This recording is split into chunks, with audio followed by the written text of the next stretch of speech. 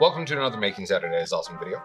Today we're going to be talking about how to build a small helicopter. You'll have seen something like this recently on news and online. We just landed a rover on Mars that had as part of its payload an incredibly technologically advanced helicopter for exploration from the air in Martian atmosphere. This is a somewhat more stripped down version of that, I admit, but the idea here is the fundamental reason that we are able to do that, which is we take stored energy here in the form of this rubber band, there in a fascinating and incredibly complicated way to spin a propeller to create lift, which we will define in just a moment, so that the object can move around. There in a much more controlled fashion, but you do get some control here as well, and we'll talk about how that happens and why it's interesting, how it can be applied to other things. Before we begin this, let's talk a little bit about the future of this program. One of the things that we're going to be doing is a Rube Goldberg machine. This is also called a chain reaction machine. Rube Goldberg being a mathematician / inventor. Rube Goldberg machine, chain reaction machine, whatever it is that you prefer to call it, the idea is you take a bunch of simple mechanisms and build them together, usually to do some very, very simple task. But the idea is that you can take movements and mechanisms and just put them together, build them up, and show the effect across a system. We are going to wind up building a Rube Goldberg machine. All of the pieces will be added together and can be used wherever you like. That's a little bit down the road. Hopefully once you're able to come into the space and hang out here and we can build together, as a group project sometime in the hopefully very near future when that's possible. So today, we're going to be talking about a couple of different things. First, a different way of storing energy. The rubber band, previously we've used it and we've stretched it. Here, we are instead going to take the rubber band and we're going to spin it. And in spinning it, it also stores that energy because it wants to unwind itself. And so as we wind it, it stores that energy for some later use. This is one of the absolute most basic pieces of human technology and our ability to affect the world. That is, somehow take energy here, my muscle energy of spinning this, store it in some fashion, here the twisted rubber band, and then at a time of our choosing, release it in a way that is somewhat controllable. Now, we're just going to do this comparatively simple method of storing energy, though this is honestly not that different from the way that we store energy in a battery. That's electrical energy. This is potential energy in a more comprehensible physical form compared to the energy in a battery. It's difficult to look at a battery if you don't know what you're looking at and see that there is energy inside of that and how to get it out. Here, on the other hand, you can just kind of mess around with it for a couple of seconds and figure out what's going on and how the energy is being stored, and that there is energy being stored because you just move it a bit, release it, and you're like, oh, that's interesting. We can't get nearly as much energy in a usable fashion in exactly the spot that we need it, that is to rotate directly around the center. If I'm just knocking it like this, I'm knocking it around, and so even though I can produce more energy with my arm very easily, I cannot apply that energy in such a controlled fashion. This stored energy in the twisted rubber band will be output in a much more even, controlled fashion than if I were to try to do that just by hitting the propeller with my hand. That's interesting. And it is one of the ways that we can interact with the world, and so we can get predictable results. Speaking of predictive abilities, we need to know about two important terms here. One is lift, the other is drag. Lift is the sum of all forces acting on an object perpendicular to the direction of flow. Here, the flow, as the helicopter rises, the flow is in this direction. And so lift is generated by this spinning through the air, the propeller being spun through the air by the stored energy here. And as it spins into the air is pushed underneath this more than it's pushed over the top because of the angle of the propeller blade, which generates the lift that allows it to move through air or hover or whatever its behavior is.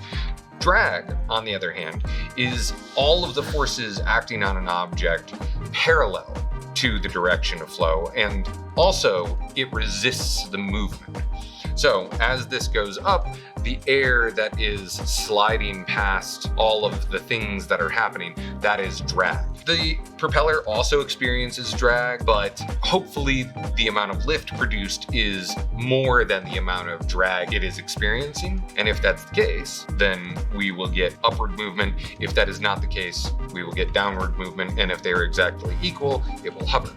Another thing to say about drag is that it is also the result of other things, not just air resistance, but also gravity. Being that this is inside of a gravity well, gravity is trying to drag it down towards the center of mass, that is the center of the planet. Luckily, we've got a very nice solid table here, and so it can only get so low, but gravity is trying to pull it down to the very center of the planet. It is only electromagnetism and the idea of solidity of solid objects that stops that from happening. It's a little beyond what we're going to be talking about today, but just note that the word solid should definitely be in air quotes because that concept matters at the scale of you and I, but it is actually meaningless at the atomic scale anyway. So again, lift, that which operates perpendicular. Here, as it spins, the flow is up and down, and so perpendicular is at 90 degrees to that. So lift is generated as this spins through and shoves air in the direction of flow by pushing against it with the bottoms of the propeller blades. Drag is everything that is operating on this that is trying to resist its movement. Another way to think about drag is the helicopter shape that I have here. This is to resist movement in this direction, because as this spins, if we don't have the helicopter shape on here, the popsicle stick will just want to spin around like that. And we don't want that to happen. We want the propeller to be spinning in relation to the popsicle stick. If it doesn't spin in relation to the popsicle stick, if they just spin in opposite directions at about equal speed, that would be problematic. We wouldn't get very much lift out of that. We'd get more drag than we have lift, and so it would just sink every time. But I will tell you now that the reason that we have the helicopter shape, not only is it to make it look amazingly cool because my artistic skills are off the charts, but also because it is what keeps that popsicle stick from just spinning underneath the propeller and instead forces the propeller, the drag produced by the helicopter shape, forces the propeller to do most of the spinning. You'll notice that the shape of the propeller is similar to a wing. If you take one half of it, one of the blades of the propeller, it's similar to the way that an airplane wing is shaped. Not exactly the same because the type of lift being produced here is a little different, the way in which the lift is produced, but the idea is still the same. That is, it directs more air underneath than over. Another way of putting that is that the amount of pressure operating on the top is less than the amount of pressure operating on the bottom, and so lift is produced. A wing, on the other hand, does this by being shaped in a particular way that means that there is a denser flow of air under the wing as opposed to over the top of it, and so in that way, lift is produced on an airplane. Here, we're not looking for forward movement, we are instead looking for up and down movement primarily. For this build project, we're going to have some pretty basic supplies. One of them is this propeller piece that you will have received in your kit. Another one is another popsicle stick. You also have that in your kit. We're going to be using a paper clip and then some rubber band. I've got a few. We sent you a couple. You're probably gonna break one. That's okay. Test it out, see what's going on. And if you pop one, just install another one, not a big deal. And then the last thing is You can use craft paper. We sent you some foam as well. You can try cardboard to make the body of the helicopter. Try lots of different things. Just see how it works. See what works best. And so that you can change things around, we're going to be using tape today instead of the cool glue gun. So this time, you don't have to have plugged in your cool glue gun 20 minutes ago. Nice. Before we get to the build, I'm just going to quickly create the body of our helicopter out of this. You just sketch it out to be whatever it is that you want it to look like. You need something in the back that will resist movement, create drag in the back somewhere away from the popsicle stick, and then the tail piece, the body, the tail of the fuselage, and then the larger front body of the fuselage where the pilot and passengers and cargo would be. That's very difficult to see, so I'm going to use a marker. You don't have to. It's fine. You'll be able to cut it out just having traced it out with a pencil. But I'm going to use a marker just so that it's more obvious on camera what I have done. Really, the important thing is that you have something to create drag at both the back and the front. Back here is where the stabilization propeller would be on an actual helicopter. Up here is the front of the fuselage where you would have the pilot and the passengers. We're going to be mounting the popsicle stick more or less in the center of it. So you just want something up here to create drag and something back here to create drag in an equal fashion, and also to give it a fair amount of balance. Take your scissors. What I find is the easiest way of doing these kinds of things is you just kind of rough it out first, get close, and then you have a much smaller piece that you can move around in your hands more easily and get more accuracy out of it. So once you have that cut out, you then follow along much closer to your line.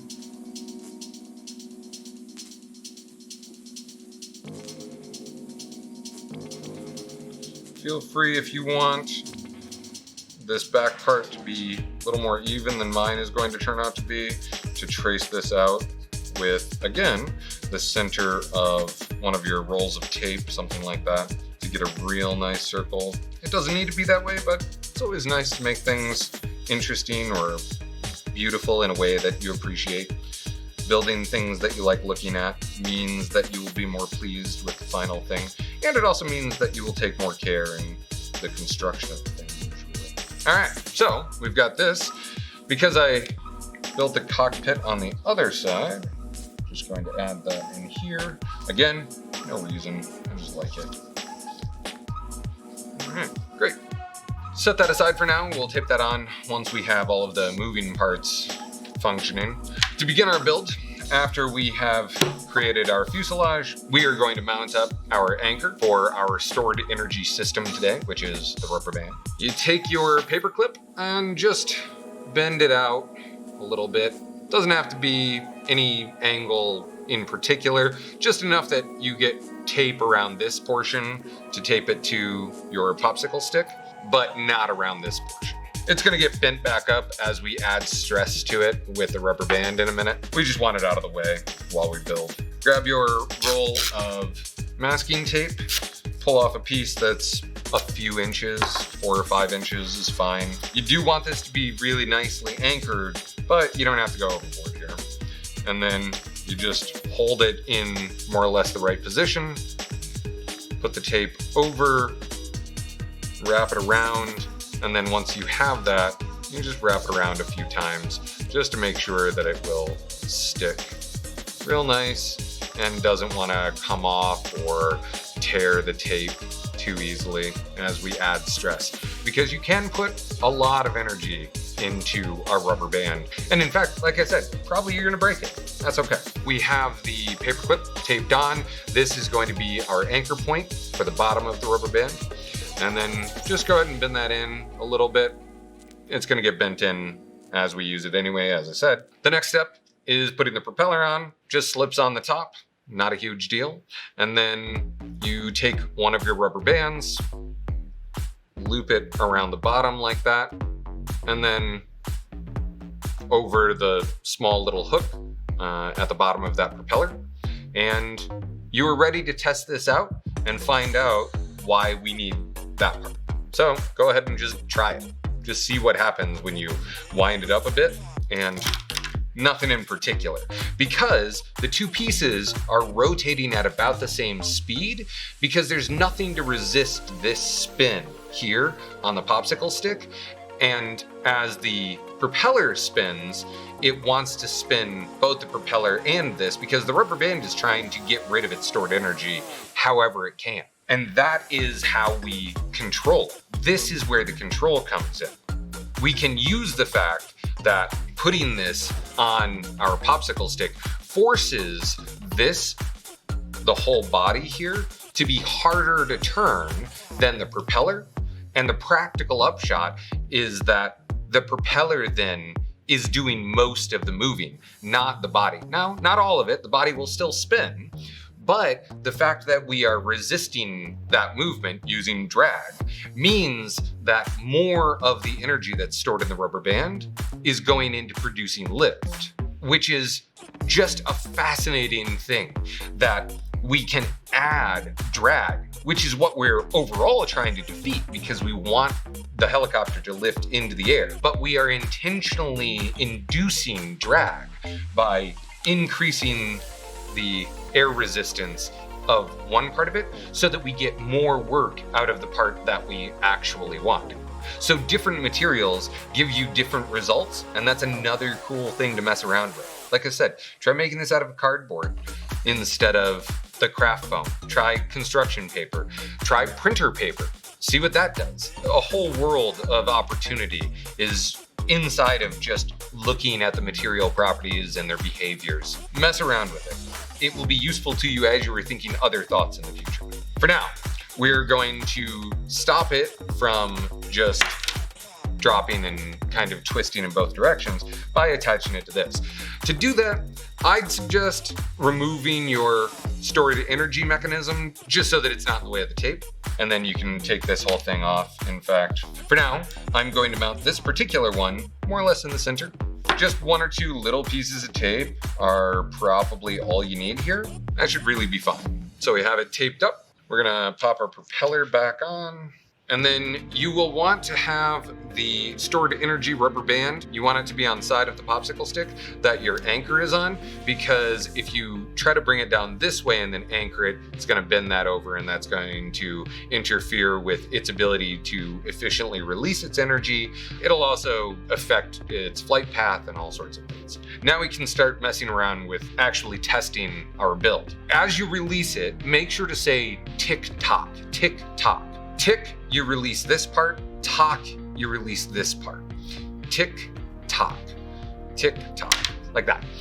The reason is because we want to give the propeller a second to spin up so that it starts producing lift before the body is allowed to begin spinning in the other direction. It'll still work if you don't do that, but you'll get better results if you just say tick and then tock as you release the two pieces. Let's begin by just a little bit of spinning. So you see it's twisted all the way down the rubber band, but only twisted more or less one time. It's not really trying to twist over itself a second time just yet. So we take it and tick tock. Okay, it didn't fall as fast as just free fall, but it didn't do much in the way of lifting up and moving around either. So this time we're going to spin it up, but you'll see that I am twisting it enough now that the rubber band, not only did it fold up on itself, it then doubled those twists into another line. And this is, for the most part, where you want to be. You can go tighter than this, but you also risk snapping the rubber band, but you're adding more energy to the system. And so use different rubber bands, see what you can get out of it. But let's see what twisting it just a little bit more gets us. Tick tock. Oh, okay, awesome. We're getting there. That was a much cooler result in my opinion. I enjoy that it kind of hovers, and when it sat down, it stayed upright and then slowly fell over. Let's see if I can get it to actually go up, up, and away without breaking the rubber band. If I do break it, likely I've got more. And now I've gone, just enough to have it be doubled over on itself a third time.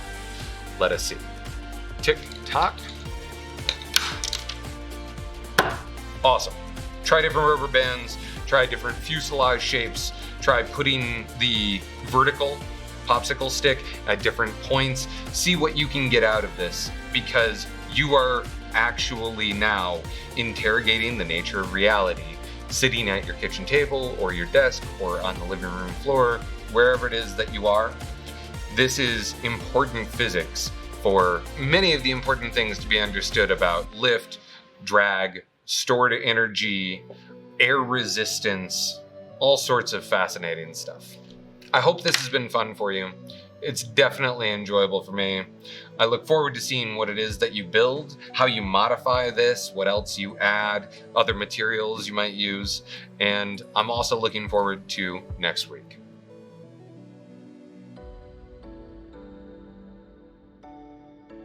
Man, I kind of want to talk about batteries, like popping out of cell phones, old cell phones.